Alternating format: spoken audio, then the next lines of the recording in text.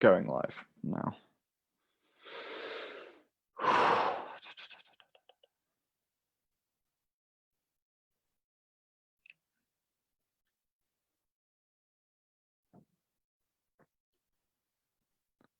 Okay, cool. We're live. Cool. Right. Let's try this again. Sorry for the technical difficulties if anyone was watching the first stream. This is episode 3 of Homie and the Dude. Today we're doing a new show called the Fight Night Recap, where we will be talking about a fight night that we recently watched. We're hoping to do this in the future after every kind of fight night that we watch. Today we're talking about UFC 250. Before we get into it, I want to just lay out 2 disclaimers. The first one is that if you're watching this and you're not a fan of bad language or you have any kids around, this might not be the best time to watch, because sometimes we also dip into taboo topics as well. So if you're not into taboo topics and bad language sometimes, then this might not be the one for you. As well as that, we are also talking about combat sports. If that isn't for you, if you're not down with that, then this also might not be the show for you. You can tune in next week for maybe a little bit of a different one. As well as that, just want to profess we are not MMA or combat sports professionals. We are simply here trying to talk about the fight night that we watched, share our opinions, express how we feel, and hopefully give you guys a bit of entertaining content about the fight night, UFC 250. Right, let's get into it. So, Tom, how you doing? I'm doing good. I'm hoping my audio is going to hang in there for an hour or so, and if it does, amazing. And if it doesn't, I don't know what to say. We'll see what happens. Yeah, we'll see what happens.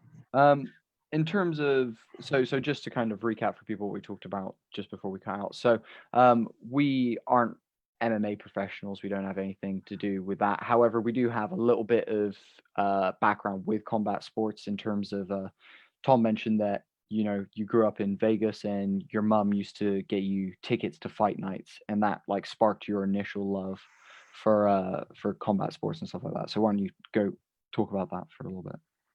Yeah. So just real briefly, I just have gone to fights my whole life through various like lucky situations. My mom would come home and she'd have tickets to like Sugar Ray Leonard versus Thomas Hearns, or George Foreman and, you know, I don't know, Ron Lyle or Larry Holmes. And so I grew up with that, and it was just amazing. And I caught the bug immediately. Muhammad Ali was and still is like my life hero. I cried when he lost to Larry Holmes. I think it was in 1980, maybe. I literally cried. I was 14 years old. So yeah, the fights have been like deeply something that I've been passionate about, and then it sort of drifted. So it's mostly been boxing, and then it drifted to MMA and mostly UFC, I'd say, since UFC started. And I've had some dips and peaks as far as interest in UFC, but I think over the last 4 or 5 years, we've certainly, you and I, Bodhi, have had that as a real like bit of common ground for us to come together and just enjoy the fights, particularly in the UFC. And then my own personally, I did a little bit of Wing Chun Kung Fu in LA, and learned that sort of very close hand-to-hand combat stuff, which was interesting. But when you reference that against like what we now know as far as how successful that would be in the octagon, it gives you a different perspective. And then we dabbled a little bit in some jiu-jitsu about what, 4 or 5 years ago. So we have a little bit of a flavor. Certainly have not like competed in any level, but yeah, well, you've competed in different aspects. So over to you. So, well, specifically when we did jiu-jitsu, it was Brazilian jiu-jitsu as well. That's important to mention. In terms of Wing Chun, I just want to make a comment on that. It's seen as, you know, obviously Bruce Lee has big influence in that area, and you know it's also huge within the movie industry at the moment. You have the IP Man or Ip Man, I don't know how it's pronounced, movies, which are a lot of that has a lot of Wing Chun in it and stuff in the choreography. But you've also got people like Tony Ferguson who are actually training Wing Chun and then bringing it into the octagon. So we can't say it's entirely not for the octagon, but it's definitely an interesting style to go for when you're going into the octagon, is maybe my opinion on that one, I guess I would say, with the Wing Chun. In terms of my experience with martial arts. So for me, actually, the whole love for combat sports started probably when I was about 7 or 8. Now, for some parents, you're going to totally disagree with what I'm about to say. Other parents, you might agree, but Tom and Tracy, my parents, allowed me to watch movies that were were rated a lot older in age than I was at the time. So, for example, I remember around 7 or 8, I got to watch Kill Bill, Lord of the Rings, Troy, like movies that were like big epic war movies, but also ones that had beautiful like Japanese culture in with like martial arts in it. And not only that, but then I started loving, the whole Bruce Lee, Jackie Chan. I watched a lot of early Jackie Chan movies as well. Jet Li. Jet Li as well, yeah, all over the Yeah. place in terms of those. And then also have then gone into the whole more Asian cinema since then, and looked at like the Jackie Chan like trio. I've forgotten the other two guys' names actually at the moment. They're eluding me. But their 3 movies that they make are absolutely incredible. They all trained under like the same guy, and they always make awesomely choreographed movies that have incredible stunts all the way through. Obviously, Jackie Chan being the all-round master of that in terms of doing his own stunts. Um, but yeah, so movies is what kind of inspired my love for that. And I love like Batman, and he's all about hand-to-hand combat. He's disabling his foes with hand-to-hand combat and things like that.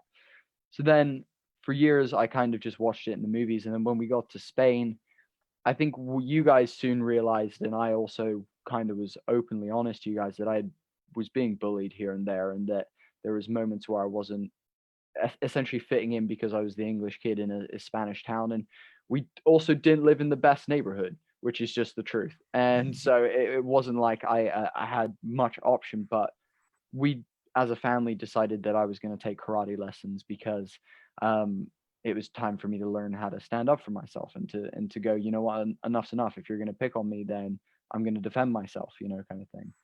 And I started karate when I was, I think, how I must have been, because I did pretty much to the year before we left. So I must have been like 8, no, like 6, I think. And I started in just doing basically what, if people know Stephen Wonderboy Thompson, he does Kempo karate. I did another branch of the type of Kempo karate that he does called Kushinryu Kempo karate. Um, and I studied for 5 years. I was 1 belt off of a brown belt by the time I finished. And also, I had achieved the accolade of being the champion of Spain in my weight class at the time. However, I then lost, Twice. yeah, for 2 years. Yeah, yeah, held the belt for 2 years, and but then the weight class system got changed, and I ended up being put against dudes that were like twice my size, and just started getting kicked in the head a lot more than anyone wants to be, and realized that I wasn't meant for the cage, that I wasn't meant for the ring, that I wanted to keep my brain cells just a little bit more intact. I think getting rung, I had one specific fight where a dude like spinning heel kicked me to the side of the head. And I clearly just remember seeing stars and being like, I'd never want this to happen. Like, it just feel like that sucked so much. Like, yeah. So that's kind of my experience. I like I said, a few years later, me and Tom did like 4 or 5 Brazilian Jiu-Jitsu classes, which were really fun.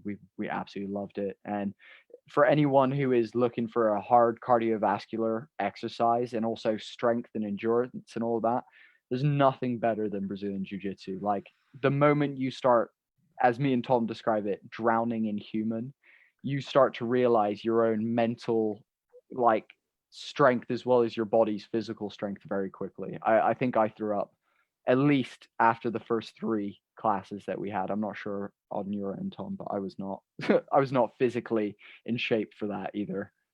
Yeah, that experience. So I'm just going to try to like share that experience because it is a distinct experience when you are going in a grappling match with someone that is way more skilled than you are. It's ridiculously taxing to your entire system. Like your brain is on overload, like seizing up with like panic, but trying to be tactical and but you're also like being maneuvered in certain ways that at times you think he's making me go this way and I want to go this way, but I have a feeling that if I go that way, I'm going to get submitted even faster. So you're just like in a world of overload, physically, mentally, emotionally. You're like in a heightened state of panic and everything, and it literally turns all the dials right up when you're a beginner at jiu-jitsu, certainly. And it's so challenging. And the thing about it though is, yeah, like for the first several sessions, you feel that you're just overmatched, but at some point you get like this little tiny win, right, where you'll roll out of something the way that the teacher told you to do, or you'll do a little bit of a move and it actually works, or you get your, like when we both got our first submission, that was amazing. We both got it on the same night. Yeah. And that was yeah, it's just like it's like these layers of learning that when they open up, you get this buzz that's pretty incredible. And that's sort of the early stages of jiu-jitsu. Then we moved away from Taunton, and Bristol has different jiu-jitsu schools. We're really interested in 10th Planet just because of that system is just something that we're fascinated by, with what Eddie Bravo has done, expanding the jiu-jitsu tree, let's call it, of knowledge and of pathways. And there isn't one in Bristol, so we've been on the sidelines for a while. And I'm getting to the point where I'm too. When I say that, other people will be like, "No, you're not too old," but like, I don't want to put my body through what it would take to get competent at jiu-jitsu right there. I feel like my time has passed with that. That's a fair enough statement. I would also then counter that with Joey Coco Diaz does a doozy, and he's fat and old as hell, dude. That's true. And he's a beast, dude, and you know he's rolling with dudes, and yeah, I mean that's what I'd say to that. But here's the thing. Let's talk about this a little bit. The risk with jiu-jitsu is that your risk level is at the mercy of how respectful your training partners are of the principles of jiu-jitsu. And so mostly, like 90+% of the time, everyone is super respectful. And if someone is in a point where they are tapping because they're in a situation where their body is compromised, then that person will release and be caring of that. They'll make sure that you're okay. I will say that there are situations that, for whatever reason, people are a little bit more over, exuberant about what they're doing. It could be just because they're excited about having put you in a situation, or some people are just a little bit more like, I don't know, like aggressive, and they want to really tweak it and just tweak it that little bit more. And that's where you can get, that you can get your shoulder ripped, or your knee ripped, or your ankle ripped, that type of thing. So just two things that I want to clear up for people who aren't big into Brazilian Jiu-Jitsu or martial arts or things like that. First one is when Tom's talking about like tapping and things like that within the gym, like you're not pushing submissions to a point where it's going to be hurting someone. You push to a point where they need to tap, but it's also a respect of you tap when it starts hurting as well on both sides. So but no, just the reason that Tom brought that up is because the school we went to, we specifically were starting to get bummed out with, because thugs were just turning up and dudes would just be cranking us out. Like I definitely had a few like hard like neck injuries from rear naked chokes, and like some weird stuff with my shoulder as well, that just because we were pretty much rolling with dudes that weren't, in often cases, super cool with stopping like early, and we're taking it, again, not respecting the level that we were and understanding that. But there was also one or two guys that were really good with us as well while we were there, that I also have to say that were amazing. Here, let me just say this real quick. If we were in their situation, we might slide into that. It's not like we would vindictively do it, but if you get to a point where like you get to the next level and then new meat comes into the gym and you can try some of your stuff out, yeah. I could see myself like potentially just slipping into like really getting a deep, like, I don't know, rear naked choke, or like some sort of other, like, I don't know, arm Kimura type thing, and just like being really solid with it and not being completely conscious of the respect of the practice of the martial art. So I get it. So the other thing I wanted to say for people who aren't super aware of Brazilian Jiu-Jitsu, something that Brazilian Jiu-Jitsu,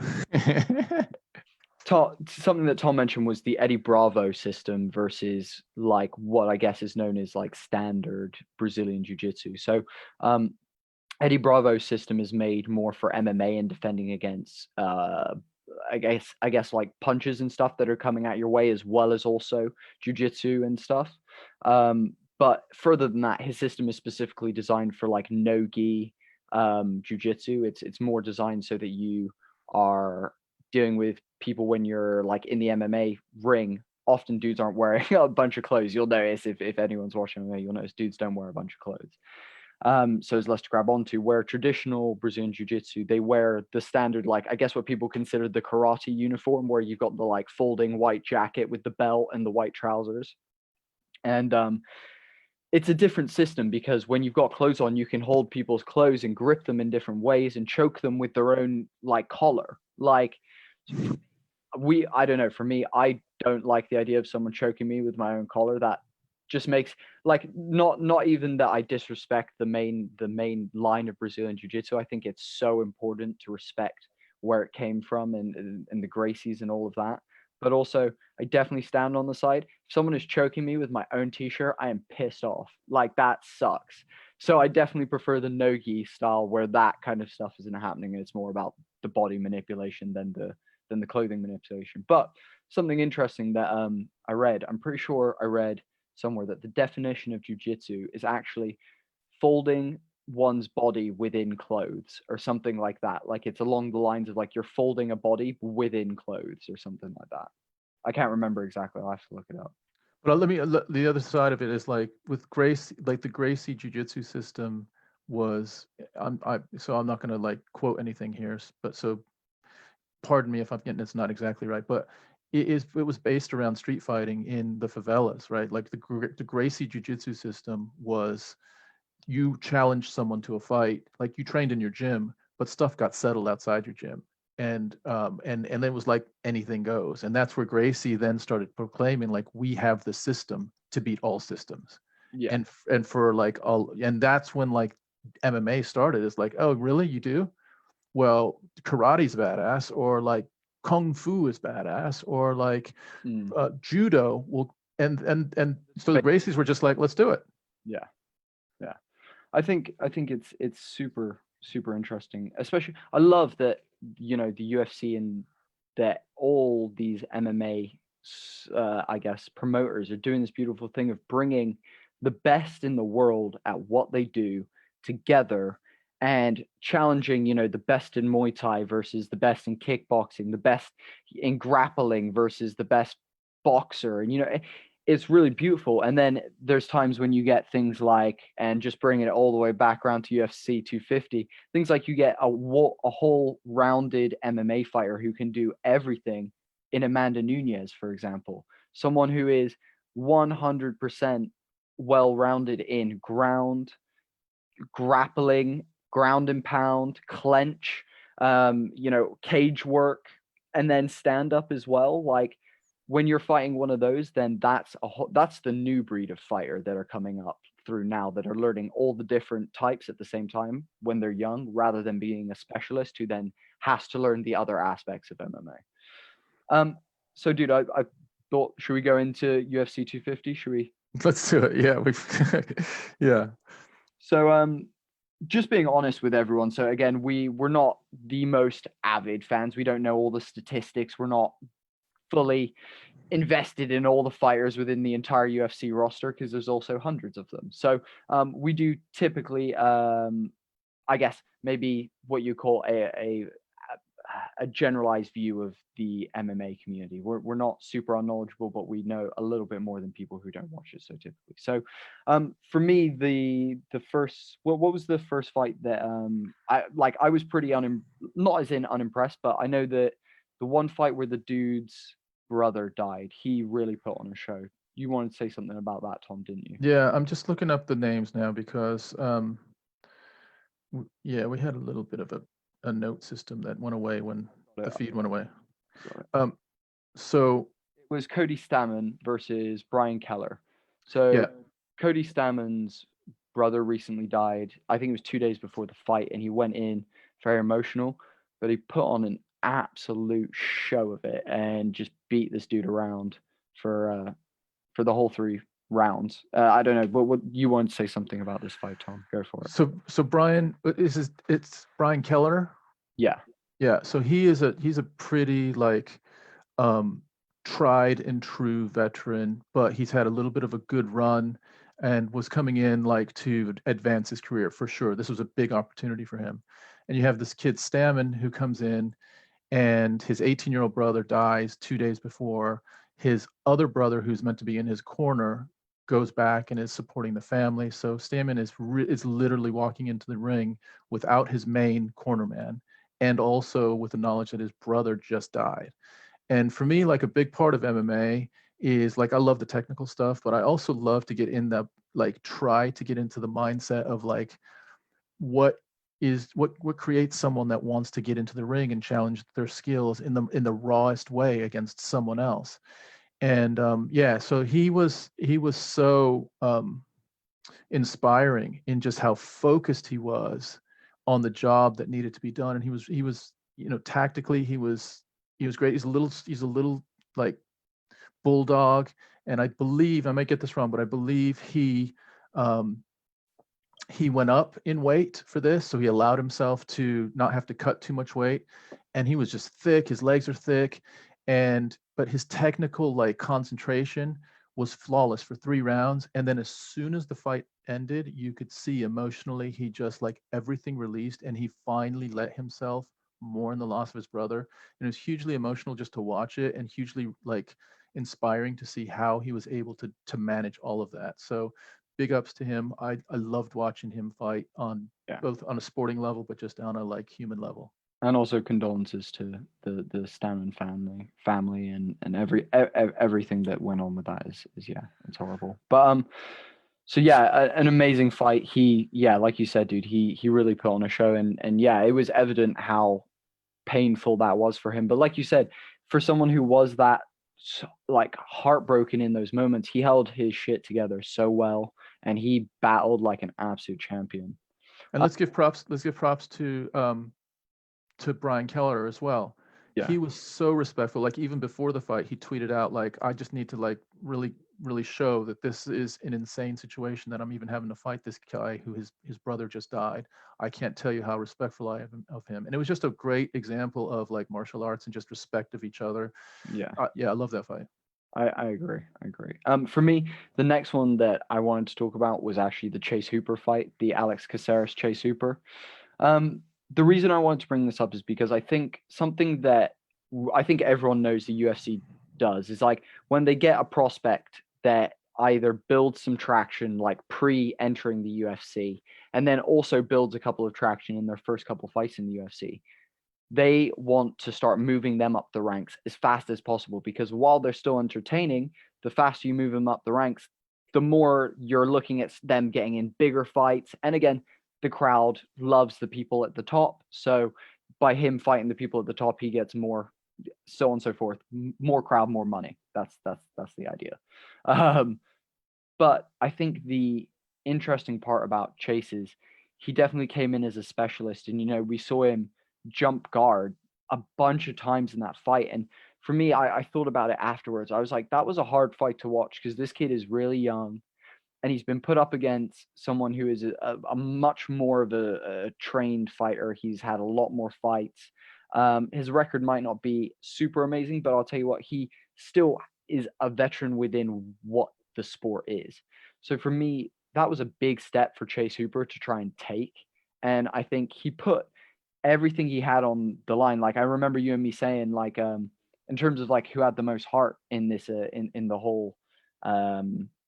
whole card, who put out the most heart when we were watching. I think Cody Stammen is someone who could be on that list. I think Chase Hooper as well, because even though he got beaten, he was in there for 3 rounds, and he was taking some heavy punches. Like he took some very heavy punches and some big punishment. It was one of the first fights that he's probably taken that amount of punishment from anyone. So I was impressed that he stayed in there, but also I'm like, cool.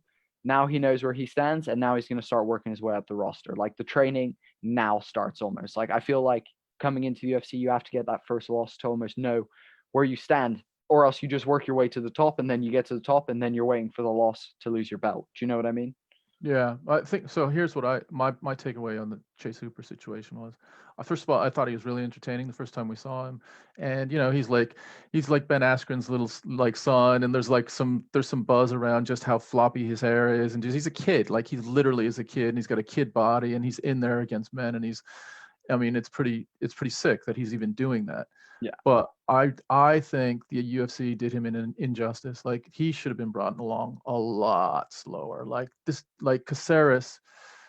Caceres, I think, has had more fights, or Caceres has been fighting in MMA. I don't know, there's some statistic that shows that his experience was like multiple times the experience that Chase Hooper had. So why would you like put one of your future like revenue streams and like potentially someone that's going to really move the sport in there with someone that has a lot more experience than you. Now, maybe the UFC just overshot their estimation of Chase Hooper. Maybe they were like, he's ready for it. Mm. But dude, why rush him? Like he's 19. Like why rush him? 20, but yeah, I totally agree, dude. Like I think that's almost what I was trying to say is either he was going to work his way all the way up through, or he's going to get that loss at some point. He's young and he's a specialist in something as well. Unless you're Khabib and you've got the level of training that Khabib had when he came into the UFC, you're not going to dominate you're not going to dominate a division. Like that's just not going to happen. Especially when you're 20. Don't get me wrong, you can have trained your whole life up until you're 20, but if someone's 26, 27, that's still 5 more years of experience that Mhm. they have on you, and 5 years makes a huge difference. That really does. Um, so I would say, I take my hat off to Chase Hooper actually for that fight. I was like, the kid went out there and threw some leather and put his heart on the line. I was like, that wasn't a bad one at all. I definitely, if I was him, I would go back to the locker room and be like, that was my first defeat. Not bad. Not bad. Like, I'm Yeah. proud of myself for that one. Do you know what I mean? Yeah. So I think so. I agree. Like he's like a fighter. Although he has a baby face, that dude is tough. Like that dude is tough. But I will say this, like if you look at Chase Hooper's skill set, and he will be able to develop, and he will be able to finish out his toolbox of different disciplines. What I saw, I didn't really like his stand-up game. It was a lot slower than Caceres. Like Caceres, and I don't know if you can get skills, but as far as just like fast twitch muscles and just reflexes and just delivering punches early, a lot of that just you bring to the table. And I didn't think Chase Hooper had that. I hope he proves that wrong. Mm, But my like ceiling for Chase Hooper kind of went down a little bit. And also, you never know how people react to getting a beating like that. Like mm, you're like you don't forget that. Like you move on, but like somewhere inside of you that comes with you, right? That you got roughed up pretty bad. And so I love the kid, but I think that UFC did him injustice. But I also am now wondering whether Chase Hooper was like a little bit of the fresh young thing that they had out that maybe doesn't have all the goods that will take him super far into the sport. It's funny as well, like you mentioned Ben Askren, the parallels to Ben Askren, he comes in, has 2 fights, and then loses. Like, don't get me wrong, it's not that it was in a spectacular knee like the Masvidal knockout of Askren, but at the end of the day, they're very similar fighters. They're both ground game. It's got something to be said for Ben Askren was considered one of the most dominant fighters, and when he was in his other promotion, he was one of the most dominant fighters ever. But then coming into the UFC, not that it's a different kettle of fish, but you have to deal with different things. You have to present differently, and there's people who are different fighters. You're not fighting the dudes that you've known for years, that you've watched tape on for years. These are new guys. This is new technique, new coaches. And some of these coaches as well are some of the best in the fucking world. Like you are dealing with some of the best ever. Like, so I don't know. Yeah, I think you're definitely right on that. But again, I take my hat off to the kid. Oh, dude, I will watch Chase Hooper fight again for sure, and I want him to like have a long and successful career. But yeah, Definitely will log into the prelims anytime he's there to watch him. Like 100%. I was like, I have to watch the prelims to get some of that Chase Hooper. the next fight I want to talk about is actually off of the prelims and into the main card, was the Sean O'Malley fight. Now, I'm conflicted within myself about how I feel about Sean O'Malley in terms of his personality and him as a fighter and whatnot. I get, and I'm not sure if other people around the world have been seeing this as well, but I get like what I call Conor McGregor Jr. vibes off him. Like I really get this, especially in his post-fight interview. I was like, the confidence that this kid is brimming with is that level of confidence that almost can get out of hand a little bit too quickly. Unless you either do something like Amanda Nunes does, where I guess she's humbling herself in other ways. But you can't like I see him. I see the dark path. Basically, if he had the light and the dark path set out in front of him, I see the dark path looking real appealing for him in terms of money making, in terms of getting to the championship fights that he wants, and creating hype around him and his, I guess his product, which is himself. Do you know what I mean? Like promoting himself. In terms of the fight, I took down a couple of things. So he started the fight out with a bunch of kicks. So a little bit differently to most of his fights, something that I've noticed Sean does is he finds his rhythm, and like you can almost see him find his rhythm. And in that first round, there's like a couple minutes where he's a little bit like they're kind of testing each other out, but then it clicked at some point, and you just see him starting hitting that rhythm and finding the timing of it. So he was throwing a bunch of leg kicks and a lot of body kicks, but there was one that was amazing that hit Wineland, which was the spinning side kick to like the liver that basically clipped him right in the liver. And you could see Wineland definitely was a little bit hurt from that, if not hurt, slowed down at least from that. And I think I've always said to you, you know, if I was in the cage, my strat would be like Gaethje, go for the legs or go for the body, because especially if you're doing a longer fight, you want to slow the guy down early on. And I think he's not making bad decisions by throwing that kind of flair in that first round and like clipping him with that kind of stuff, because it definitely is going to help him in the later rounds. Something that I did notice, and I'm not sure if other people noticed this, is he did a spinning like heel kick. He went for like a spinning heel kick to the side of the head, missed and tripped. I thought he hurt his foot actually, because he kind of stood up and like staggered a little bit. And I haven't like looked into that of whether there's been any news about whether he hurt his foot or anything. But there was definitely like a little moment where I was like, oh, we might have had another injury. Like, because if you remember one of his last fights, he injured either his foot or his leg, and he's literally like laying on the ground having his post-fight interview with Rogan on the ground. So yeah, I was a little bit worried about that. I was worried that he'd hurt himself, but I guess from the rest of the fight and the fact that I haven't heard much from it afterwards, I assume he's fine and that it wasn't anything.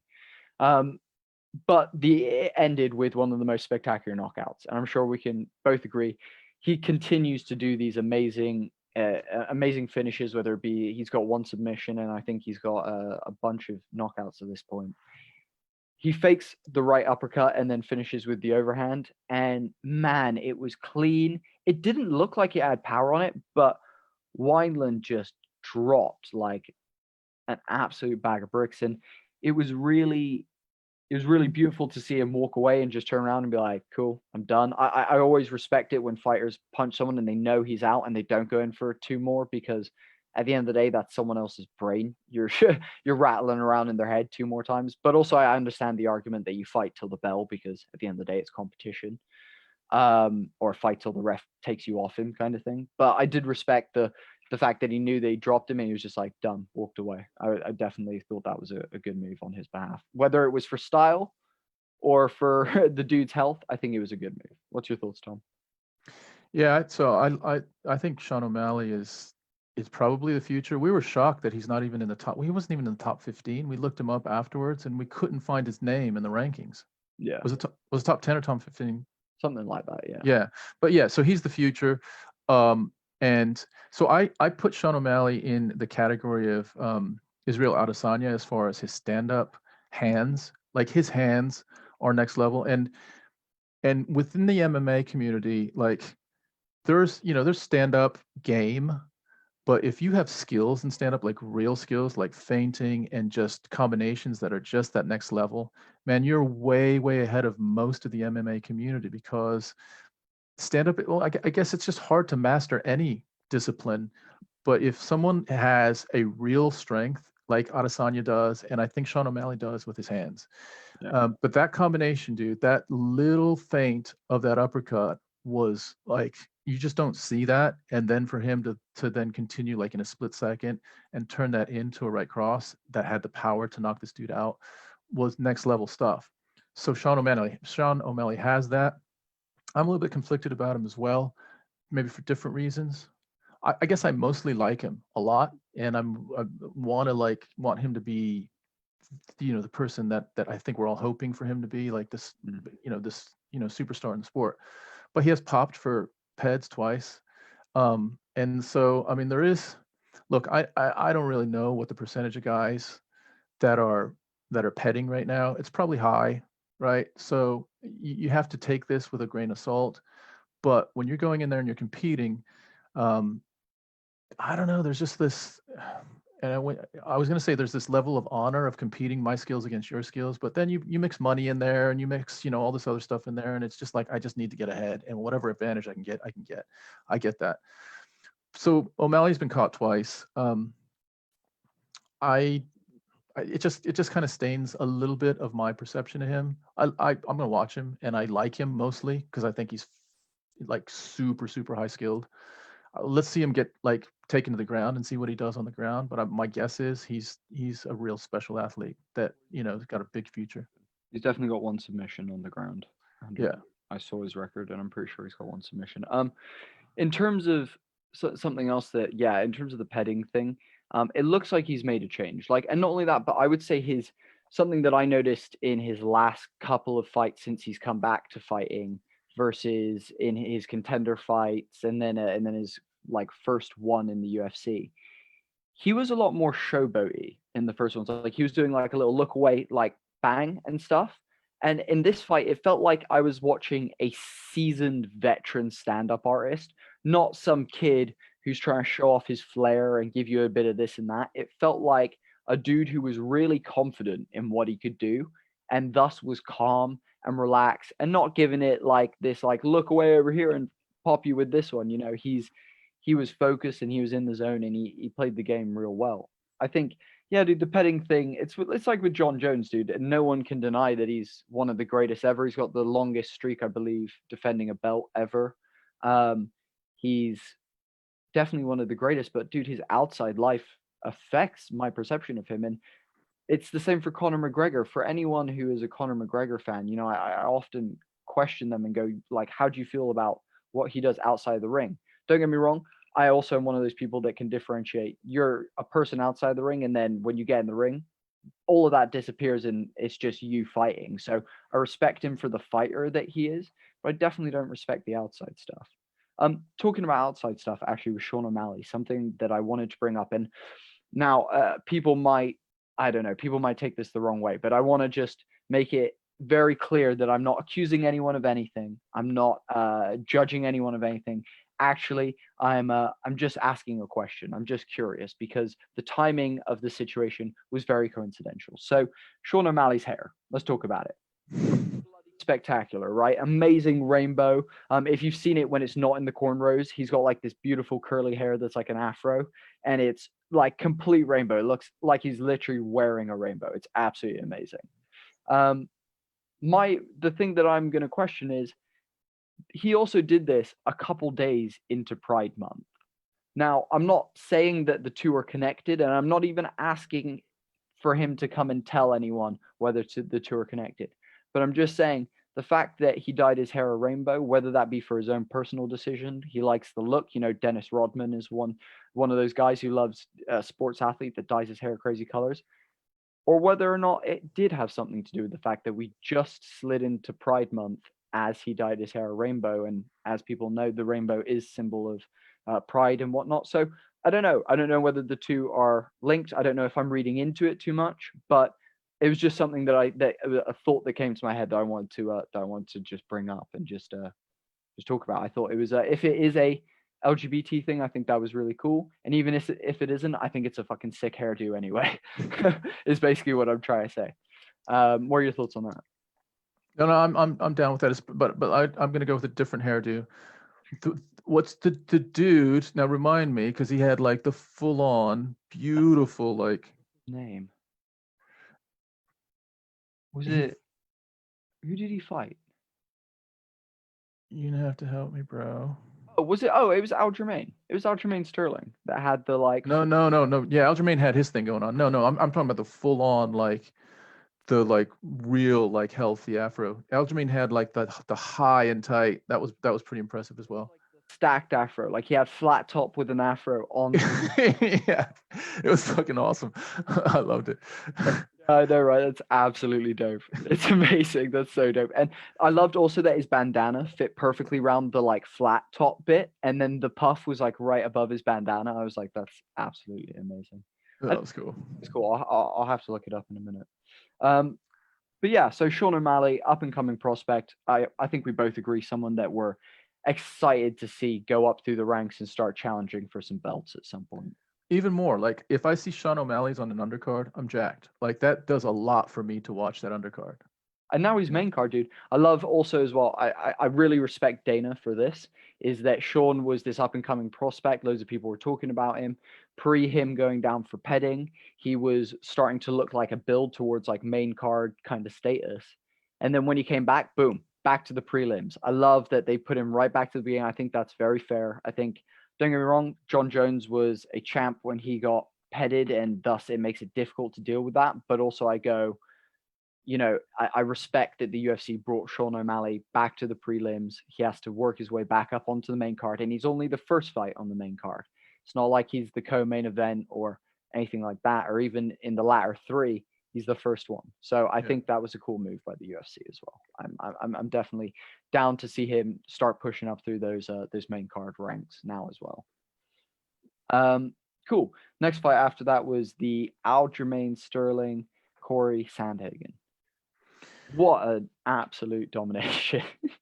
Yeah, and I picked Sandhagen because I think Sandhagen was on the New Zealand card. I might be wrong on that, but I've seen Sandhagen fight, and then I've read a little bit about him, and he's an absolute like well-rounded, very very high level martial artist, and I had him winning somehow, and dude, he just got steamrolled. Like it may have just been a fluke position that he put himself in, but Aljamain Stewart, man, like he jumped on his back, put the hooks in, and then and Sandhagen went down, and he tried one rear naked choke and he didn't get it, and then he sort of did a little bit of like pound from behind, and then he set it. And when he set it deep. And you and I argue about this, but discussion again. Let's have this discussion. So here's my take on it. Quickly before you go into that, just so for people who are watching who didn't watch the event, what happened was Aljamain Sterling is a very unorthodox fighter. He's very like complicated. His movement's very weird. He fights with his hands very low, and he just pressured Corey very quickly. Corey threw a body kick. He caught the body kick, rushed into the fence. Within minutes was clenching with him, and then had his back, and actually jumped on his back while standing, sunk his hook while standing, sunk one rear naked. They landed on the ground. Scuffle happened, like Tom said, a couple of baps to the side of the head, a little bap bap, and then sunk it in again, and that was it. Now, yeah, go for it, Tom. Finish how that goes from there, and we'll talk. We'll have our discussion. Yeah, so I mean, it was also a body triangle, like that the hooks turned into a body. Like it was like Sandhagen was in deep trouble, and that was early. So Sandhagen had to like endure 4+ minutes of that. He just couldn't. So anyway, the rear naked choke is in deep, and Sandhagen is going out, but he's going out like a champ. Like he's trying to break through it, but he's slowly losing light in his reality. And at some point, he like taps, but it seems like it's either a one and a little bit more of another one, but it looks to me like a body reflex. And so my contention is that he was in and out of consciousness. And at the moment that he tapped, I think he was out of consciousness, and it was just like a muscle twitch that tapped. And then like when after he tapped, the referee came in, and he was definitely out. Like he was out and Face down, face down for a while. So that's my theory. Aljo rolls him off, and he's literally face down. Yeah. My thought was, I agree though that everything went as it went, except for I thought my opinion on the situation was that he was out, like going in and out of consciousness. I think in those last seconds, like I'm not sure if Tom, again, I'm not sure if you've ever been legitimately choked out. Are you going back to your like school days? I was about to say, so a funny story that I'm happy to tell is, for people who don't know, I actually went to a boarding school, a co-ed boarding school, and I lived in the boys' boarding house with, again, bunch of lads, in the UK, and we used to often do what in our name at the age of 15 was called dorm wars, where two dorms would go into the other person's room, tip their like wardrobes over, flip their beds, and beat the shit out of each other, and then you'd run out and leave them to deal with the mess, basically. And so at the time I was a year 11, so I was 15, 16, and we had another year 11 dorm, and we would do this shit like all the time to each other. And so one time, one of the older, I guess, he was a year older than us, but been held back a year actually. A friend of mine, I won't say his name just to save him some face, but a good friend of mine who currently lives in America, got me in a rear naked choke actually, and choked me out, like clean, just choked me out. We have a rule in boarding school as well that was tap out or pass out. You're either like, that's it. It's first one to tap out or pass out. We didn't often throw blows because if you left bruises and stuff, teachers would ask questions. So we would often grapple a little bit more. And he choked me clean out, and they just put my body in my bed and let me wake up, so that my boarding house parent didn't think I was like I don't know, just see me on the floor passed out. So they put me in the bed. But I can tell you, when I was like going in and out in those last seconds, like it's definitely like like it felt like a wave, like that it was started like cool, I was cool, and then like the blackness started coming in and the stars started going, and in those last couple of seconds though, I would imagine that he was tapping, like that was him going like, oh, okay, here I go, bop. And like it was like almost like he like let the arm fall and was like, and kind of let it like bounce, and the bounce was actually the second tap. He was just like, he was out, but he was out cold. It was a stellar performance from Sterling. Not to mention the fact that currently in the division that they're fighting in, I believe it's the bantamweight division. I might be wrong, and it might be flyweight, but I think it's the bantamweight division. Henry Cejudo just vacated his title, so currently you've got the top four guys are basically battling out for title, because I know you've got Peter Yan versus Jose Aldo, which is a bit bullshit because Aldo's way further down the rankings. But you've then also got Marlon, is it Moraes? Marlon Moraes, and then Cody Garbrandt, Corey Sandhagen, and Aljamain Sterling.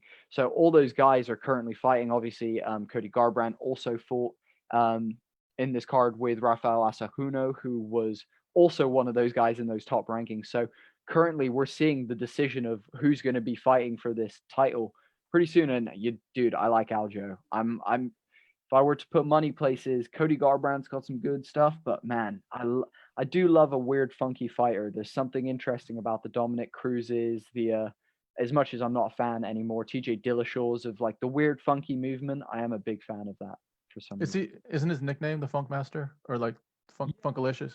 Yeah, something. Yeah. Yeah. Yeah. No, he's definitely a problem. Like he's a problem. Dude, I so hope that the fighters get to choose their nicknames and that Dana isn't naming dudes the Funk Master. Just be cool. Dude, he is like, I don't know, like who, like I've only seen Peter Yan fight once, and it was hugely impressive. So people are saying he's the one. Yeah. But Aljamain has some skills. Who did he beat? Who did we see him beat? He beat Uriah Faber.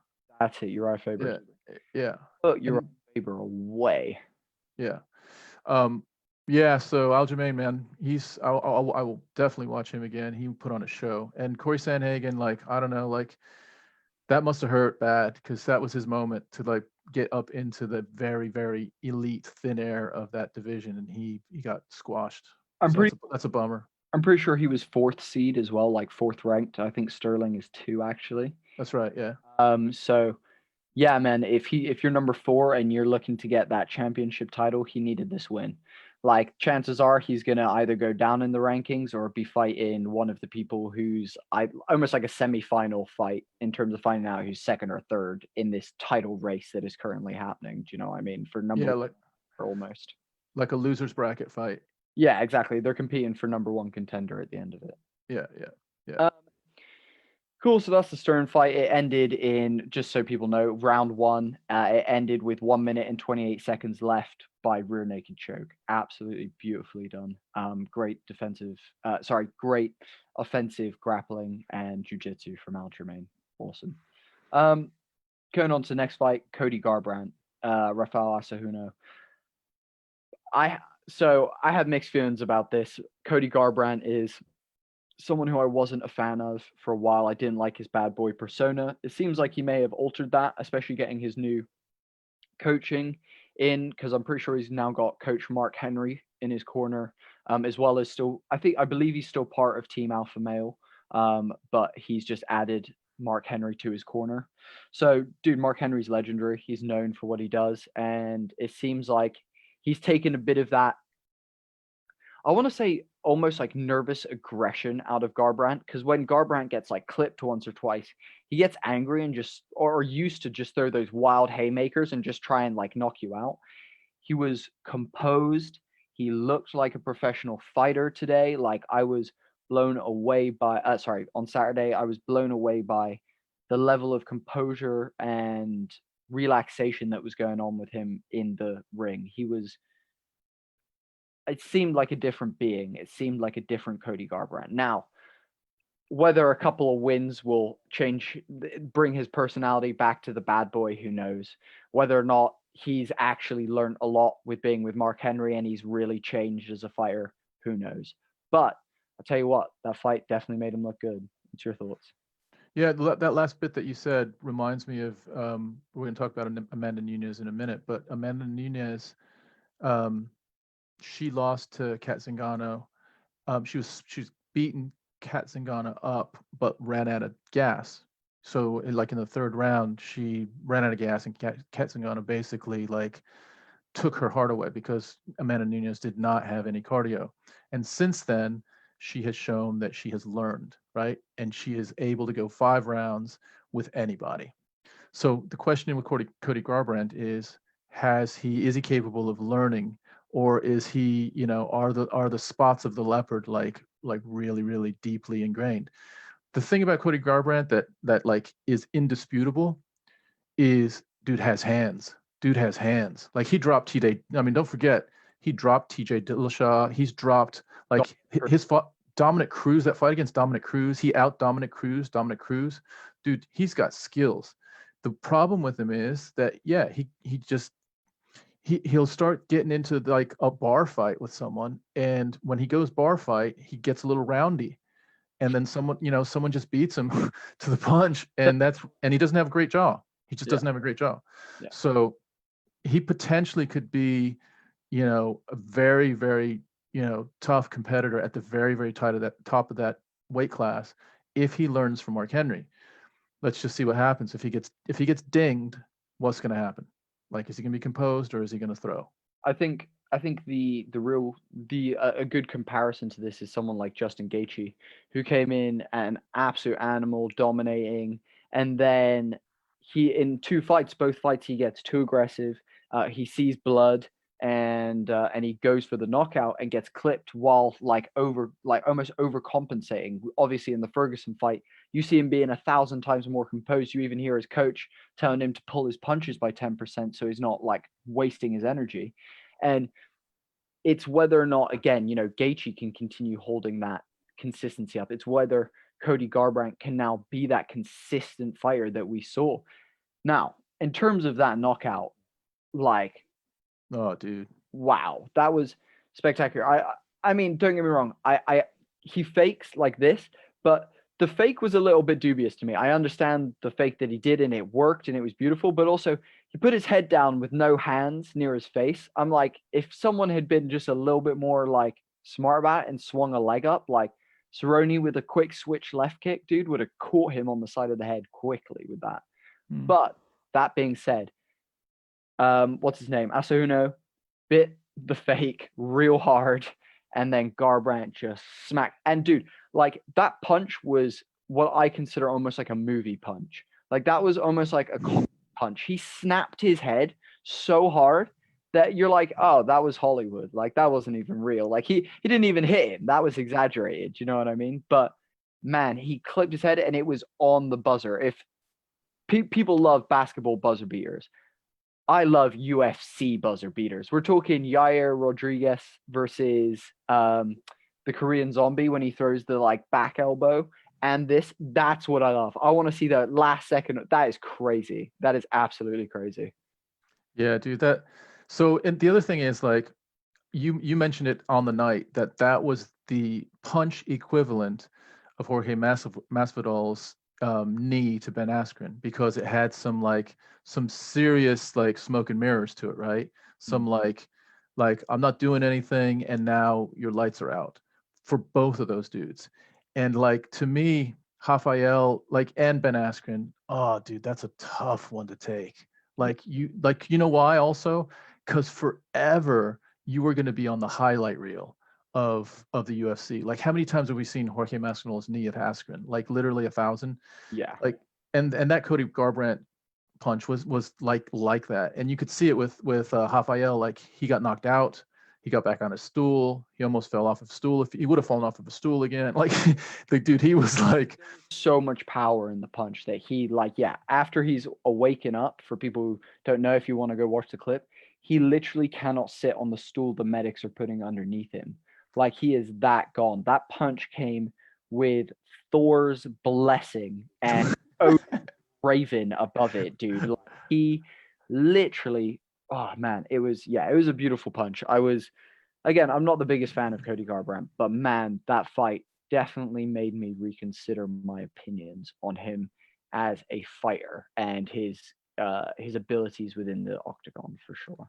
Before you move on, let me just touch about one more thing. You connected Cody Garbrandt to Justin Gaethje, and Rogan talked about it. Maybe with DC I'm not, but now it's like being theorized now that one of the more lethal weapons to have in the ring is a calf kick. And it's like so like contrarian to think it's a calf kick. Like how? But dude, if you get hit in the calf, like Justin Gaethje's quote is, if I hit someone 4 times in the calf, they're compromised. Like they're not the same fighter. And that includes Khabib. If I get in the ring with Khabib and he gets hit, then let's see what he can do. The calf kick, dude. Like, and it's cool. Like MMA, the whole skill set thing is fascinating, because at some point you look at jiu-jitsu, it's like, standard chokes, and then it goes to like rubber guard stuff, and now it's like a lot of leg lock stuff, and it's just like this evolving, beautiful, like fluid, like evolution of an art. And right now it's the flipping calf kick that's most lethal in the ring, which is crazy. It's crazier as well that people are going, oh wow, Justin Gaethje's got a good calf kick, and you're like, dude, this started, I believe, like there was that fight where it was a kickboxer versus a Muay Thai fighter, and it happened in America. I cannot remember for the life of me. Oh, dude. And literally, the Muay Thai dude just chops his legs for the whole fight. He literally is barely doing anything else. And they actually appealed the fight, and he lost. The Muay Thai guy lost because leg kicks were technically not legal at the time. But it showed the power. And dude, that happened in, I think, the like 70s, dude. I thought it was the 90s. I thought it was like late 90s. Was it earlier? There was this like world, I forget what his name is. Like his name's like Super something or other, but he was like the best kickboxer. And it's embarrassing that we don't know his name, but yeah, he was like and he just went in. And do you remember, dude, how that went? Like he literally was like running. One leg was incapacitated, and then the other one started getting chopped, and he literally like could not walk. Yeah, it was crazy. And dude, like honestly, that's the thing to me is like, it's crazy that people aren't taking advantage of it. But also, dude, I understand something else. I will say just outright is you have to be a tough mother trucker to throw a leg kick and get checked. if you get checked throwing a leg kick, dude, that is shin to shin contact.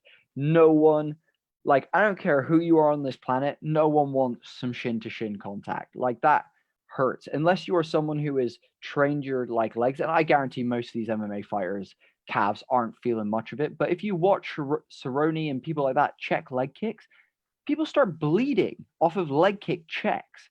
Like, I understand why people don't throw them, but also if you can get that timing right and you can throw a nasty leg kick, yeah, dude, it's the same as what I said earlier in this podcast. Of for me, my strategy would be attack the legs or the body in the first round, because the moment you start inhibiting their movement because their legs can't move as well, or you start chopping away at the body and their like lungs and their breathing and all that, like you start just slowing them down and taking some of that endurance away from them. I agree. Like, if I don't understand why that. I mean, obviously you got to play for each fighter, but that's an obvious strat of just slow them down in the first couple rounds, especially if you're doing like 5 round fights. Like, slow them down and chop at them. And I think that's one of the things I loved watching about Gaethje, was watching him swing leg kicks that literally looked like they could snap a log in half. Like, it was crazy. Dude, it works against any style as well. If you're swinging leg kicks against stand up, they're going to have to go to their other side, right? They're going to have to go, if they're conventional, they have to go southpaw. They have to switch around just to protect that leg. If it's someone that likes to get on the ground, how much is their shooting compromised? Like, it works for everything. And so you take away someone's leg, that's a big thing. That's a big part of your weapon. You know, it's so I can see how it's makes sense, but it's kind of weird, right? Flipping calf kick is now lethal. You know? It's definitely a scary one. I you see people's thighs and calves when they get kicked, and I'm like, I don't want that. I'll tell you right now, like, again, another reason why I stopped doing martial arts, because dude, yo, I don't want that neither. I don't need none of that in my life. So I mean, obviously, we got to talk about the main event. We got to talk about Amanda Nunes, the lioness, the goat of, in my opinion, and I will outright say this. I think she deserves to be ranked better than John Jones at this point. Like, she is the goat of goats of goats. Like, she's cleared out 2 divisions. I mean, here's the thing. Like, I see Amanda Nunes as possibly one of the greatest female role models on this planet at this point, in terms of being a mixed race woman who is also Brazilian, coming into an American sport, dominating, being the 2 division champ, only person to defend in 2 divisions, clearing out divisions. Not only that, but beating fighters like Chris Cyborg that are unheard of, as well as also being one of the only out lesbian MMA fighters and dating another MMA fighter and being extremely open about that within her social media and community. Dude, there's no one on this planet that is a better role model, other than possibly the Prime Minister of New Zealand right now for like, literally, it's unbelievable how incredible and amazing she is as a human being, outside of the ring and inside of the ring. I like, Yeah. I cannot sing her praises enough. Let's. What were your thoughts on the fight? What did you come away from that one thinking? We talked about this a little bit during the fight, how Nunes, so there's the Bruce Lee specialist coming up, and you know, the be like water quote. Mm. I felt like Nunes during that fight was like water, right? So the 2 first takedowns that Nunes has are off of Spencer's first. So Spencer shoots twice, gets Nunes, and Nunes reverses those and takes her down, and then proceeds to like keep her down and pound her for a while down there. And so if Spencer wants to throw, okay, well, let's throw, and I'll throw uppercuts and I'll throw big right bombs, and we'll do that as well. So she's just willing. Like, I almost think that she is now challenging herself in ways to say, like, she knocked Holly Holm out with a head kick. Holly Holm is known for her head kick game. She knocked out Ronda Rousey. It's almost like Nunes is like looking at the opposition and saying, oh, okay, Spencer's really good on the ground. I hear that she's going to like rough me up. Let's see what happens. And what happened was Nunes dominated her on the ground. Like, at no time while I was watching it, I was a little bit concerned that Spencer was slowly like bringing up her guard to the point where she might be able to jack an arm or bring a leg triangle up or something like that a little bit. but it never got close enough where you're like, oh shit, this might happen, right? Nunes was completely in control on the ground, on her feet. Spencer went like, was it 3 rounds, or I think 3 rounds with Cyborg, or maybe 5 rounds with Cyborg, and was in the fight. She was never in this fight.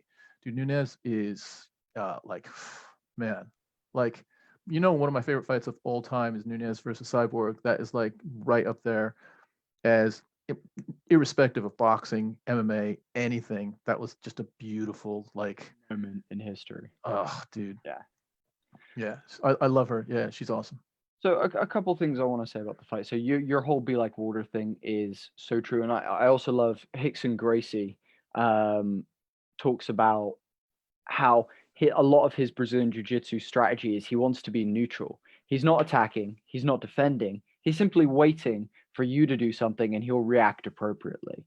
Like, don't get me wrong, I that works to a certain extent because obviously in some cases in UFC, they say be first, be the first to tag him first, that kind of stuff, so on and so forth. Sometimes you need to be aggressive and move forward, but it felt like Amanda Nunes was in that exact be like water, like she was reacting to everything perfectly. Like you said, for me, those two judo throws she did were just a perfect example of her being like, cool, you want to take me down? Good luck. And she sprawled a couple of times. She had some beautiful sprawls when Felicia was shooting in as well. And every part of that game was dominated by Amanda Nunes. Now, two things that I want to talk about on the other side of the ring. So there's no doubt in my mind that Amanda Nunes is the greatest woman fighter of all time, and she probably will continue to dominate two divisions for like ever, unless Valentina Shevchenko somehow steps up to compete with that. Like, she's the only person at this point that might be able to. But again, she's still got 2 losses to Nunes at this point. So unless they do a third and she wins the third, I don't know. But Or we get Wei Ling to, like, I don't know, somehow like grow up. Yeah. ridiculous wailing. That would be nuts. But no, I think on the other side of the ring, there has to be something said for Felicia Spencer's heart. She went 5 rounds with the greatest fighter of all time, stuck in there more than Chris Cyborg, who was said to be unbeatable. She literally, and the funny thing was, she didn't stop like moving forward almost. Like, don't get me wrong, the whole fight she wasn't moving forward, but I felt like she was still like throwing, no matter how slow it was or how tired she was attempting things. She was not had resided herself to being down and out. Now, coming off of that comment, I then also go, however, at the end of round 4, I think the commentators were saying it, you and me were both saying it, you need to pull your fighter. Like, we were both going, she is getting beat up so much, like so much, and she was bruised and she had the hematoma on her forehead, and it was just going out of control a little bit. And for me, I think if I was her coach, I understand that a lot of the fighters say to their coach, if you throw in the towel, you're fired. But also, there needs to be a relationship between a coach and a fighter, that they understand that a coach, if he sees you getting pieced up, it was the same with the Ferguson fight. He stayed in it for as long as he could, but at some point, you got to recognize when your fighter's had enough. He doesn't need any more punishment. She doesn't need any more punishment. Like, we know she's not going to win this fight at this point, so let's save her for the next fight when she can possibly win. That being said, though, dude, she battled like a motherfucker, and I respect the hell out of it. Like, that was badass. That was some top tier shit, and I hope she stays around in the UFC. I hope someone else comes to that division, so she has someone to fight before she maybe goes back to Nunes or so on and so forth. But yeah, man, I think Felicia Spencer really deserves a round of applause and a almost salute of respect from the MMA community for what she endured in that ring on Saturday. Yeah, so I think, so again, like, one of my jams while I watch MMA is to try to put myself in a mindset of someone that's in that sport, in that ring, and there's just nowhere to go, and in certain situations, like, you're watching primal human shit, right? So Felicia Spencer is, at some point, I don't know how conscious she was of it, but at some point you had to think that she was thinking to herself, I don't have the skill set to beat this woman, right? She beats me with hands, she beats me on the ground. But in spite of that, dude, she did not take a step back. Like she kept coming forward. Like think about you putting yourself in a situation where you're in a fight with someone and you're looking across at them and you're like, they're faster, they're stronger, they're more skilled, and I'm still gonna go in there and like try, and not just try once, but try and try and try and try. Dude, that's what she did. And like you like taking your hat off to her is like the understatement. She was a fucking beast, and I so respect her. Man, woman, like anything, like she like what she did is like speaks for itself as Heart, pure heart. yeah.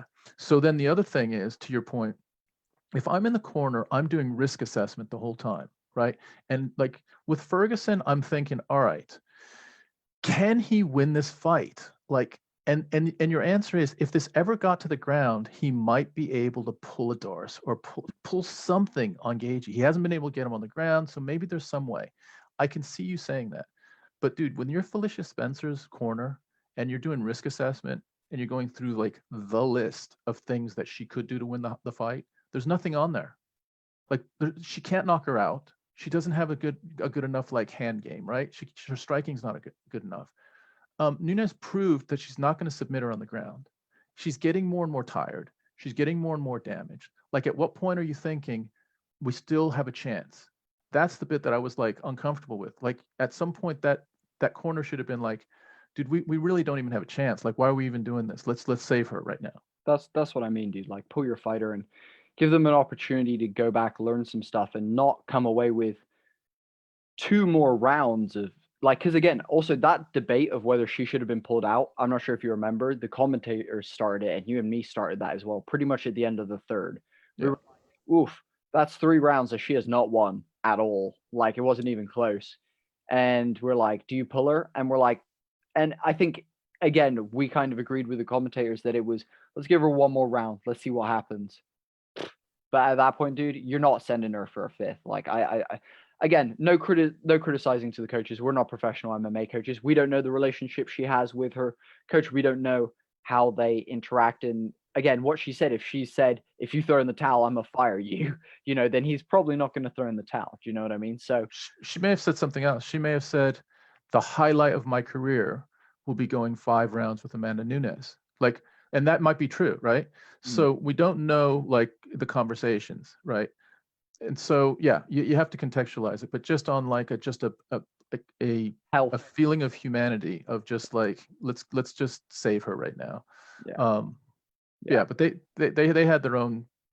I'm not gonna. Yeah, I'm not at all in a position to criticize what I don't know happened as far as their conversations. But all I can do is comment on it was tough to watch her take that beating for the last round. Like in my view, I'm not sure why that happened. And I think we both also agreed at the end of the fight that we felt like Amanda Nunes, especially when she got her to the ground, wasn't ground and pounding her. She was just holding her there. And we felt that there was one flurry that you and me were like, she's just going to try and put her out and just end this because this is awful. But I think we both agreed that Nunes almost pulled back a little bit and was restraining herself in that last round to not inflict maximum damage, because if she wanted to, when they were on the ground, she could have really opened her up, I reckon. And yeah, it was I think, yeah, again, we don't know what Nunez was doing. She might have been a little bit more tired. Who knows? But Yeah. she also looked like she could have gone 10 more rounds, honestly, like at the end of that. Something I wanted to bring up was a comment that Nunez made that I've heard her say similar things in the past, but at least on her social media, it's been like her being like, I am the lioness. Like, this is my jungle. Like, I am the goat. Like, she not self-professed as much, but she posts like she shares that things that other people are posting about her. So, it was interesting to me to hear her go. I'm not sure if it was for the first time, but I definitely the first time I noticed it, her go, we are the best. When she was being interviewed at the end with her coaches, she was like, we are the best team on this planet. It's me, it's my girlfriend, it's my head coach, and it's the other coach. And we are the best team on the planet. And not only that, but she also posted on her Instagram pretty much the exact same thing, which is the greatest team that has ever been in this sport. And I think something else that what I kind of wanted to segue into with that is people don't give the coaching staff and the other people involved in these moments in UFC fighters' lives and stuff the credit that comes with that. You know, we're often quick to judge, like, why didn't you take Felicia Spencer out? Edmund, Edmund Tarverdian, or the guy who was Rousey. Why are you just shouting, take her down, when she's clearly rocked? Give her some, like, good info. You know, we're quick to judge, but it's very rare that people compliment and really respect those. And it's a full team. Like, MMA is, at the end of the day, actually a team sport. They have a whole camp where they train with a team of people to get them ready to do one thing. Now, I understand it's one person in the ring and whatnot, but they're still shouting the advice from the sideline. You know, it is a team sport. So I love that Nunes has started this whole "we are the best team on the planet" vibe, rather than being the lioness Amanda Nunes, which she still is. Like, fucking, she still is the goat and the lioness, but she's the prey and the predator. But I love that she's now going, we're the best, that this team is unstoppable. It's not just me, it's my coaching, it's my girlfriend who's here supporting me, my wife. Actually, I think they're married now at this point. It's my wife supporting me. I think, again, I love that. Like, in terms of MMA respect, you know, you and me talk about having respect and being humble within the MMA community. I love that. Really love that. Well, I would say is, yeah, I totally agree with all that. And it just also shows, like, the evolution of the sport has not just been in the octagon with the fighters. It's been like, I've been so impressed with the corner conversations in between rounds. Dude, those guys are so calm. Like, most of the time, they are so on point with one or two specific tactics, super calm, like super calm, and giving the fighters exactly what they need to, like, recover their cardio, but also come away with one or two things that they need to do for the next round. And you see it, and it's awesome. Like that, because you're essentially watching the person that you've been committed to for probably years, in a, to some degree, a life or death thing. Like, someone wants to, like, take their head off, right? They come back to you, and to be that controlled emotionally is awesome. Yeah. The other thing I would say about Nunes is, dude, why can't we get Cyborg to just come back and let's do this again? Like, I want to see that fight again. Like, this is the thing about, like, mixed martial arts. Can we just have super fights, organization, promotions, super fights, and everybody wins. Like, both promotions win. I get that if one promotion's fighter loses, but dude, that's part of martial arts, right? Let's see who the very best is. Then there's a rematch fight, and you make like, to me, for example, I'm not sure if you've heard of, like, Michael Venom Page and, like, Douglas Lima. Not Douglas Lima. Is it Douglas Lima? I thought it was too. Yeah, Diego Lima's his brother. It's Douglas Lima. He's the champion. Bellator. It's either Bellator or ONE FC, one of the two. Yeah. Yeah, dude. I want to see, like, I completely agree with you. Let's get the best of the, like, I've said for years, like, make a UFC card, or like a Bellator / UFC card that is just champs. It's the bantamweight champs, the featherweight champs, the lightweight champs, the middleweight champs, the welterweight champs, the light heavyweights, and you just have a full card. Even the prelims are just championship fights, and just have it all as championship fights. That would be the biggest card and the biggest event in all of history ever. Don't get me wrong, it's never going to happen because of money and people being selfish and contracts and blah blah blah. But in a real world, Fight Island, inter competition, like, bonanza would be awesome. That would be sick. I completely agree. Well, here's a question. If you were, let's say you were Israel Adesanya, right? And you had gone, let's say you go through Paulo Costa, and you go through Cannonier, and you go through Till, and now there's no one really in the UFC, but there's this dude over there. At some point, for your own legacy, do you go to Dana White and say, dude, we just need to make this happen. Like, I need to prove to myself and to my people that I am the very best. Can we make this happen? And the answer is probably no, you can't. which sucks, right? So that's where money just screws it up. Yeah, But yeah, anyway. I agree. I think yeah, I think the inter promotional thing would be very interesting, but also, I mean, I think there's a reason also why the UFC is the most well known. Don't get me wrong, it was pretty much the not the big first one, but almost like the big one that made it like a big popular event. Pride was huge, obviously. Pride in Japan was absolutely massive and things like that. But F1. yeah, like it was, yeah, it's just there's a reason why people go to the UFC. Now, don't get me wrong, if I was Douglas Lima, I would be going, should I be stepping to the UFC? Now, don't get me wrong, Bellator might be paying him really fucking well. Like, there's a chance that, because I know that they do a $1 million Grand Prix as well, Bellator and things like that. I'm pretty sure they do like really big cash prizes for like almost, but they do like round robin tournaments or like where you like work your way up through like a table almost, and then the two winners fight each other and big money at the end of that, basically. Yeah. So they do it a bit of a different system, I think. Honestly, I'm not even versed. I've seen like I watch the highlights of stuff when they come up on my Instagram and stuff of Bellator and like ONE FC. Yeah.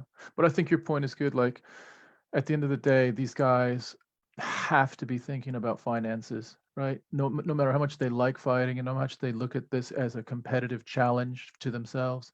Dude, every time, and it's been said over and over again in different ways by different people, every time you step into that ring in a mixed martial arts fight, you come away a slightly lesser bit of yourself. You leave something in the ring. Sometimes it's cognitive, sometimes it's stuff that you're going to feel when you're 50 years old and you try to get out of bed and you just can't use that thing as well as you used to. These guys need to get paid, man. And that's what's happening right now with like everybody's revolting, like Masvidal, Jones, Cejudo. They're all coming up and saying, dude, Yeah. yeah, we need to get paid. Like, come on, man. Like you guys like it's like the UFC is doing this. They're like holding all the money, right? They've got all the money, bundles of like $100 bills. And anything that Dana White can't hold that falls down, they're like, that's for you. It's not cool, man. You know? I would agree, but also like I agree definitely in the sense of that they're definitely not paying the fighters enough. But I also see, especially at the moment, so the one thing that I do definitely give Dana a pass on, and if you watch like his press conferences, he's just constantly dealing with this question that we're talking about right now. And his response is, if fighters don't want to fight, they don't have to. Like, I'm offering you the fights, you can take the money or you don't have to, basically. And I get his point, and he's also going, I need to save my business right now. Like a big thing that he keeps going is he's like, I've stopped my boxing promotion. Like he's like, the Fight Island, we haven't bought an island. We're considering like renting an island and like or like having a space on an island to do our events, basically, is something along those lines. But at the moment, I think people honestly and the fighters are misunderstanding how much of a bad place I think the UFC currently is in during COVID times. Because I said to Nikki was like, they must have made so much money off of the pay-per-views. I'm like, they do, but usually they make that like not all that money on pay-per-views, but let's say 2/3 of that money on pay-per-views. You had the extra third of people that usually go to the events online this time. But they're all paying £70, $70 for a pay-per-view or whatever it is for the pay-per-view, right? You then look at that in comparison. If you take that extra third of people and you give them door sales, like door ticket sales, they're paying so much more. For front row seats, you're paying thousands. It's not even hundreds at this point. It's thousands for front row seats, you know? So at the end of the day, I think Dana and the UFC have lost a lot of money based off of the fact that they don't have on-door sales, they don't have merch being sold at the events, you know, and things like that. So I think honestly, the UFC is probably struggling a lot more than people realize. So for me, I'm kind of like, cool, I give you a pass during COVID times, but when that's done, you need to start paying your fucking fighters because this has been a consistent problem. And now that you've taken away, and this happened years ago, now that you've taken away sponsorship on their shorts and shit because you've got the fucking Reebok deal, it means that they're absolutely screwed in terms of making money in their own ways. They can do in other ways. Like, for example, I know like the whole CBD recovery oil and rub and stuff like that is a big one that fighters are promoting through their own Instagrams and things like that. But at the end of the day, you've inhibited their promotional ability with things like the Reebok deal and stuff like that. So it means they can't make the money. Like either give them that, let them make their own money, or pay them more. Yeah, like there's really two options there, in my opinion. Yeah, I think it's driven by greed. I honestly do, because if you and Masvidal said something like this. I just watched a clip of it before we came online, and basically, like, there's what's called a collective bargaining agreement in the NBA, and there's a players union and everything. And basically, the players negotiate. I think the players get 49 point, let's say 5% of all the revenue in the NBA. 49%, like almost half, right? Masvidal was like, look, the last fight that, or I don't know if it's the last fight or this next fight that I'm being offered, the numbers show that I'm getting 18% of all the revenue, Yeah. right? So what's happening? Basically, we've now lost Jones versus Ngannou, and it looks like Masvidal versus Usman is gone as well. Usman's going to fight Leon Edwards or someone like that. Or even Masvidal McGregor, especially now as McGregor's dropped as well. Yeah. So like, the fans are losing really, really good fights because of finances, right? Because of the UFC wanting like so much profit, and they're used to so much profit. But the other problem is there's nothing to push the UFC to change, because in the NBA, if they don't get what they think is fair, they'll strike. There's been strike seasons. Same with the NFL. Same with baseball. So there's like a collective strength in numbers that the MMA community never can get together, which is, let's get a union together. Let's have a representative. Let's have Dominic Cruz be our representative that goes and talks to the UFC, and he's going to represent 50 fighters, and this is what we want. Bloody Chael Sonnen. Yeah, Chael Sonnen. Yeah, like that's what they need. And But you know, the UFC is like playing such hardball it's kind of sucks, because they know, dude, like the dirty little secret is, as a promoter, you don't really care who the you're going to be around in 20 years. And Yeah. those fighters that are around now are going to be damaged in 5 years. And those fighters that are going to come along in 5 years are going to be damaged in 10 years. And like this whole like cycle, this like conveyor belt of humans that are coming through are to feed your pockets. But there's not this like, and I get it, dude. It's like, it's capitalism, and it's like, let's just maximize profits and all this other bullshit. But at some point, is there any level of like, what's the right thing to do here? Like what is, like, should we have maybe a retirement fund for fighters? How cool would that be? Right? So if a fighter fights till they can barely talk anymore, at least they have a retirement that they don't have to like go around shuffling in like a gym, barely being able to put sentences together, and making, whatever, like $1,000 a month to be the spokesman in a gym, because they don't have any money to pay their rent. Like, there's got to be some middle ground. Like, the UFC's got to loosen up just a little bit. Yeah, I totally agree. But also, there's the other side of the benefits to not having unions and stuff like that, which is, don't get me wrong, I think it's something that should be looked into, but it means that contracts are more flexible. I know Dana, when someone says they want to retire, he completely releases them on contract, regardless of how much time, how many fights they have left on them. I know things like, again, there's things that mean that fighters can be paid more in some cases because of the loosey goosiness of it, and also being able to take fights on short notice and stuff like that is a bit more allowed through that kind of stuff. But also, yeah, I agree, dude. Something needs to change. Something needs to shift. The power needs to be in the hands of. Don't get me wrong. You can't have John Jones demanding Deontay Wilder money, as Dana White put it, which is 30 million. You cannot have him demanding that amount of money. That's way too much money. But I definitely think the greatest of all time deserves a decent portion of money. Do you know what I mean? Like, I was actually surprised he makes 5. He announced that he makes 5 plus a fight, which I think that's awesome. Like, I didn't realize that he makes that, because the declared purse is usually like $500,000, 700,000. Like, if it's Conor McGregor, it's $1 million. yeah, DC versus Jones, I think they both made $1 million, maybe, I don't know. But so some, like, behind the scenes, Jones is making $5 million at the end of the day, whether it's pay-per-view money and guaranteed money or whatever. That's a good paycheck. But when you compare it to Deontay Wilder, yeah, he's underpaid. Yeah, but also at this point, boxing is commissions, like you said. It's also that boxing has a lot more funding at this point. It's been around for a lot longer. It's been, a much bigger sport in some cases for a very long time. Things like that. Yeah, I don't know. It's something that definitely the MMA community needs to start looking at working on. But Yeah. dude, we got some exciting stuff up ahead. We got lightweight division to sort out with Gaethje and interim titles and Khabib. We got the bantamweight series, which is dudes just fighting for the belt at the moment. You got Amanda Nunes, who's waiting for the next challenger.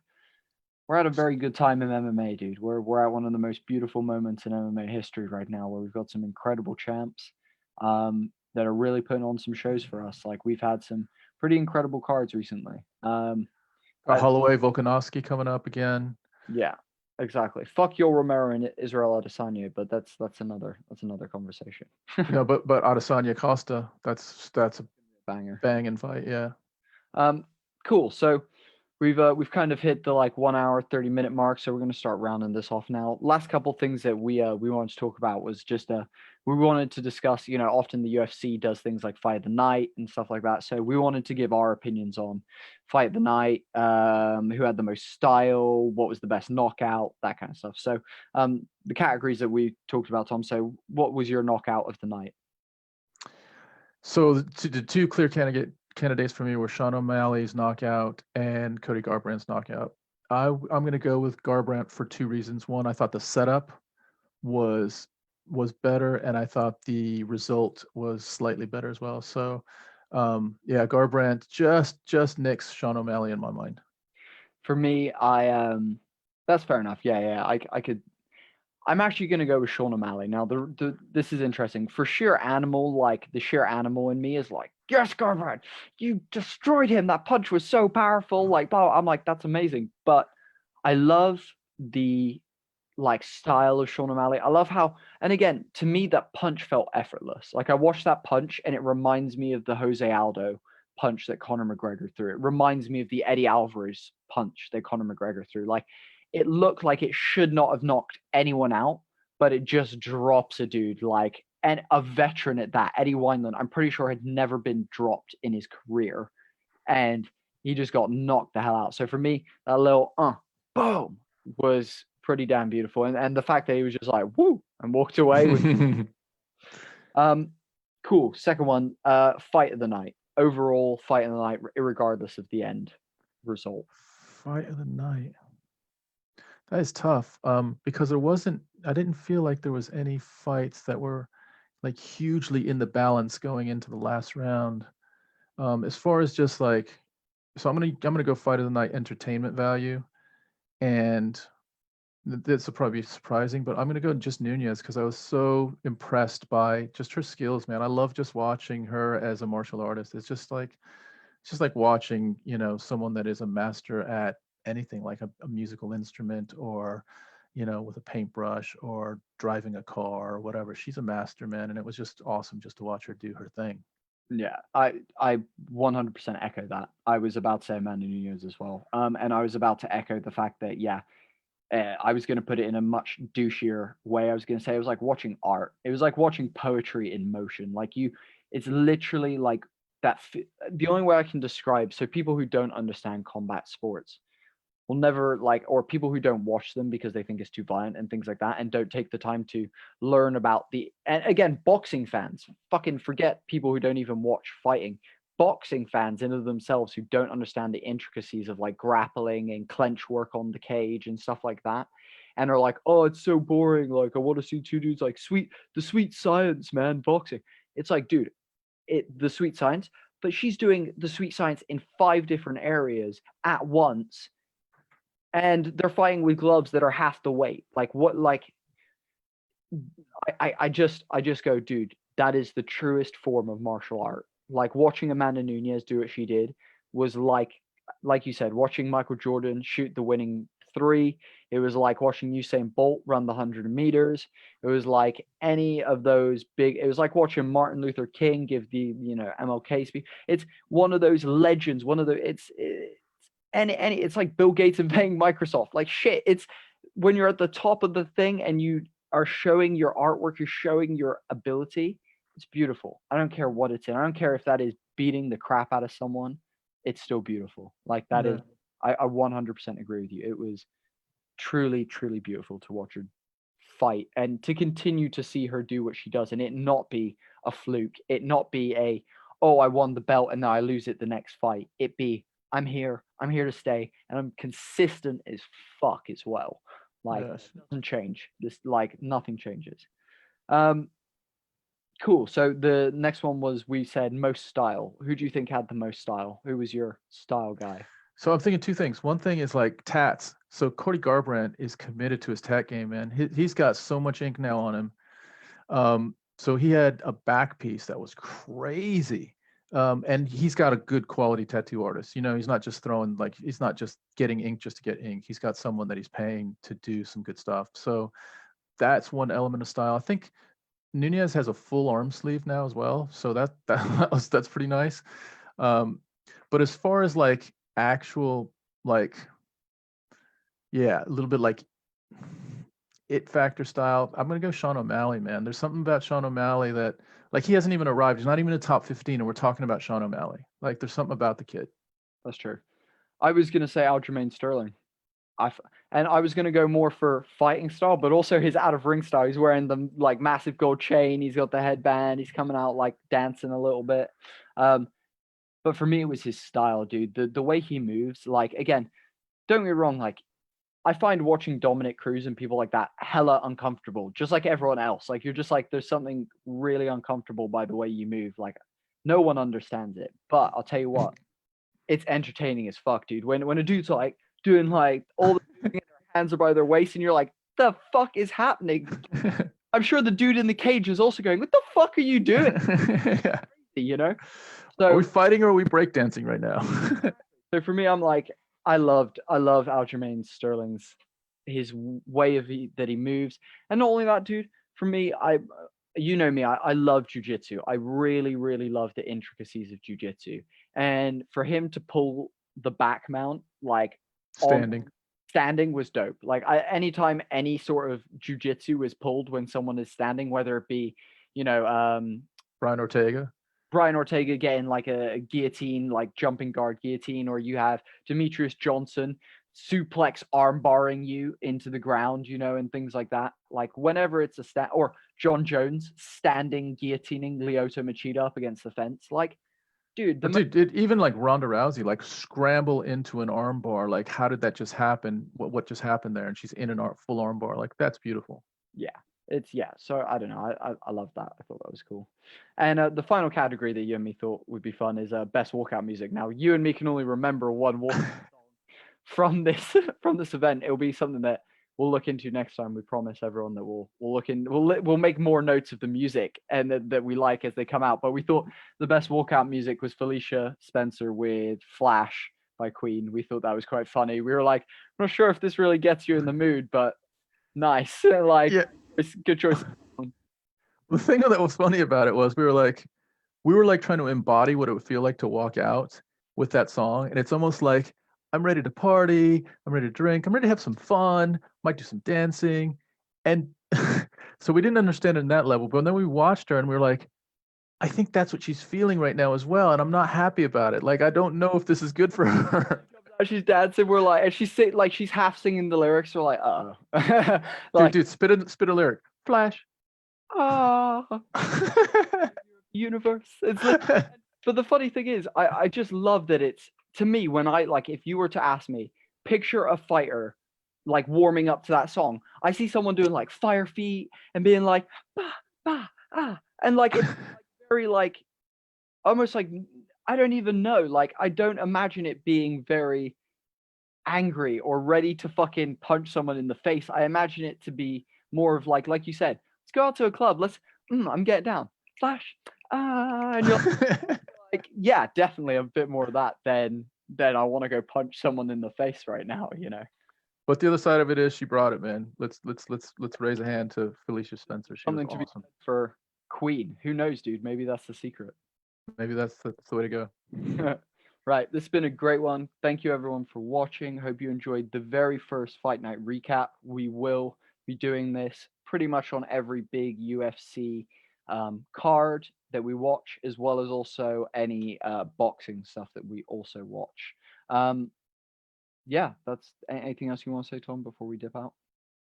No, that was it, man. That was fun, and yeah, we're psyched. We're picking up some momentum. We're getting a little bit better with. Although my tech was a bit sloppy to start with, we're getting a little bit better with just understanding the platform. So looking forward to some more of this. Thanks, guys, for supporting, and yeah, hopefully see you soon. Also, just a quick thing, guys, keep your eyes out. We will have a Homie and the Dude Instagram page, Facebook page, sorted very, very soon. We're just getting our artwork done by our amazing artist, Jamie Drummond. Shout out to him. He's absolutely smashing it. Anyone who need graphic design work, give Jamie a shout. But other than that, we are really excited to keep bringing you guys this content, Fast and Furious style. Vin Diesel grabbing the top of a Corona like a fucking man style. So dude, the way he holds the ball, he holds like the neck and is like an idiot, dude. On that note, It's Ryan was like, it's so that he doesn't cover the branding so that they can do product placement. exactly. Like, oh, so genius. I was like, I didn't even think about that. I was like, I thought it was part of his character. Like he's just one of those beefy dudes who's like, yeah, I'm a grip my beer from the top. Right. Much love. And thanks for watching, guys. Love you guys. Take care. Right. Going off live.